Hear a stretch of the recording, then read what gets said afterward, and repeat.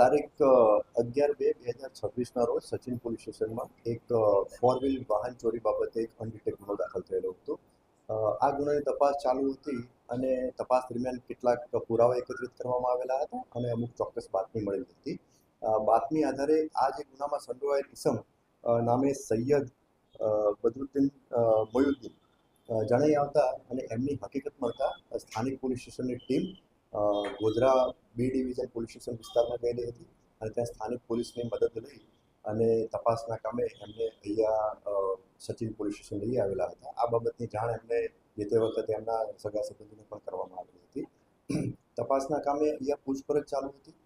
દરમિયાન એમને કુદરતી હાજતે જવાનું છે એટલે એવું કહી અને એ પોલીસ સ્ટેશનના નીચે ડિસ્ટાફની ઓફિસ છે એમાં ગયા અને ત્યાં જે ટોયલેટ સાફ કરવા માટેનું જે ક્લિનિંગ એજન્ટ જે છે એ મટીરિયલ છે એ કોઈપણ કારણોસર એ ગટગટાવી ગયા, જેથી એમને પેટમાં દુખાવો થતો હતો અને વોમિટ થવાનું એમને ઉબકા આવતા હતા. એ બાબતે એમને જાણ કરી પોલીસને.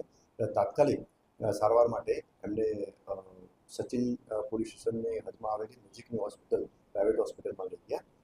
એના પછી એમની વધુ સારવાર માટે બીજી એક હોસ્પિટલ સમર્પણ હોસ્પિટલમાં લઈ ગયા અને એના પછી સ્પેશિયલ ટ્રીટમેન્ટ અને વધુ સારી સારવાર મળી રહે એના માટે એમને સિડ્સ હોસ્પિટલમાં ટ્રાન્સફર કરવામાં આવ્યા અને એમાં સારવાર દરમિયાન એમનું અવસાન થયું છે.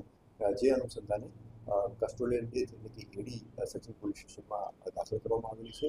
હાલમાં સદર બનાવ બાબતે જે અકસ્માત મોત દાખલ થયેલું છે તપાસ ચાલુ છે.